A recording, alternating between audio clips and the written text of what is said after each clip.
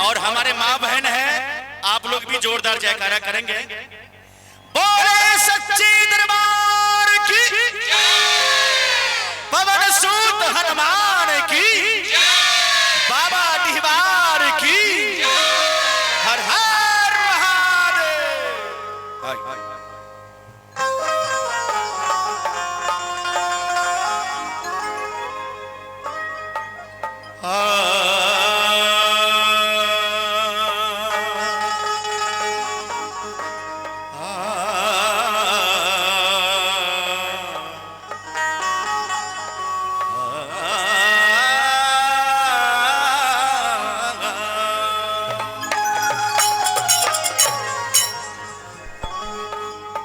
ओम जयंती मंगला काली,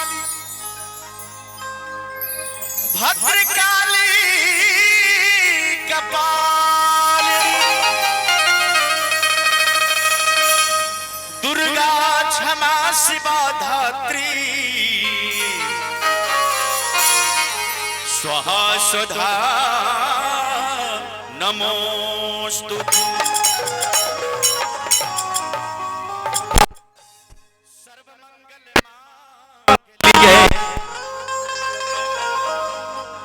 सर्व मंगल मांग लिए, सिरवे सर्वार्थ साधिके,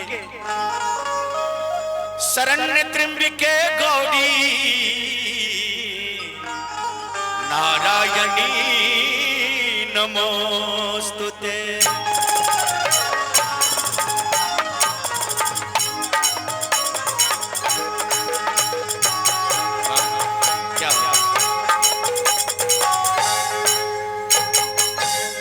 एकटा बेटा मां से कहे छथिन जे हे जननी मां जगदम्बा, जगतारिणी हे ब्रह्मानी,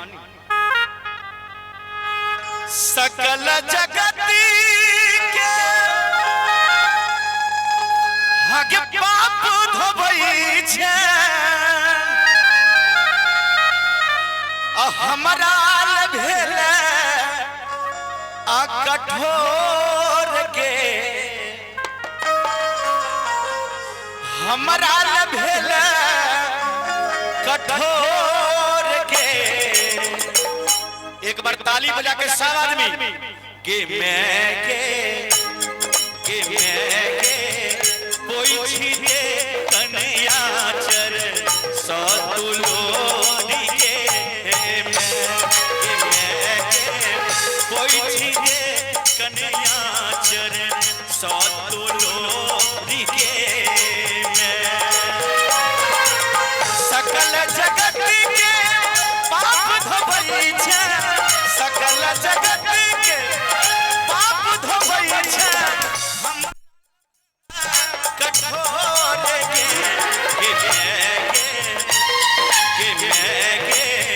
कोई छीने कन्या चर सतुलोरी के, कोई छीने कन्या चर सतुलोरी के।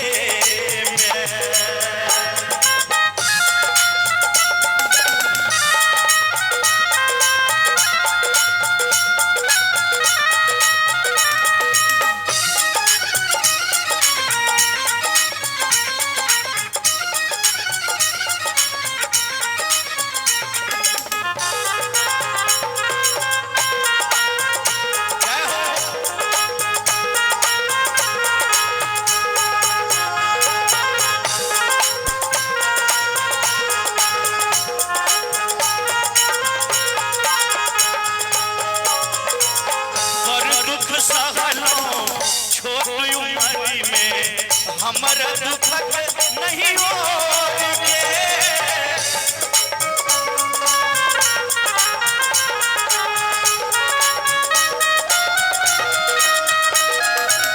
पर दुख सहलो, छोट उम्र में हमर दुख नहीं हो,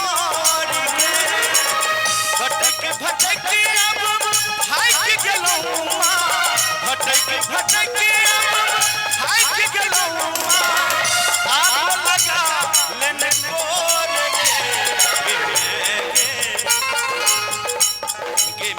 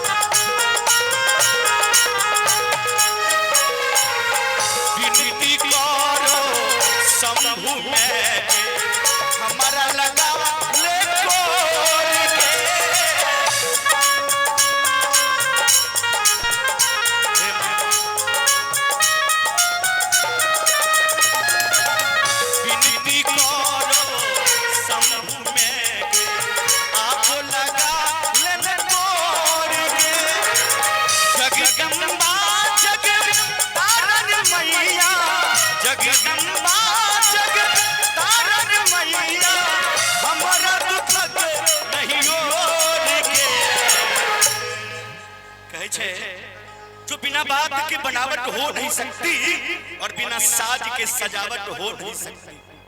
और जिसे भी मैया से प्रेम है उसे ताली बजाने में कभी थकावट हो नहीं सकती।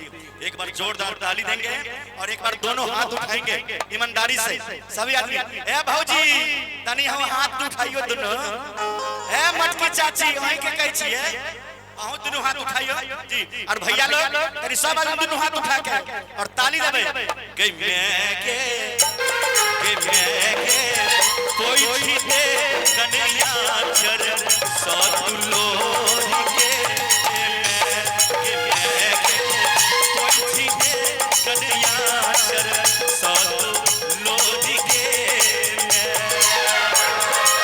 सकल जगत के पाप धोबै छी सकल जगत के पाप धोबै छी हमरा भेला कठोर के कोई दे कन्हैया चरण सतुलो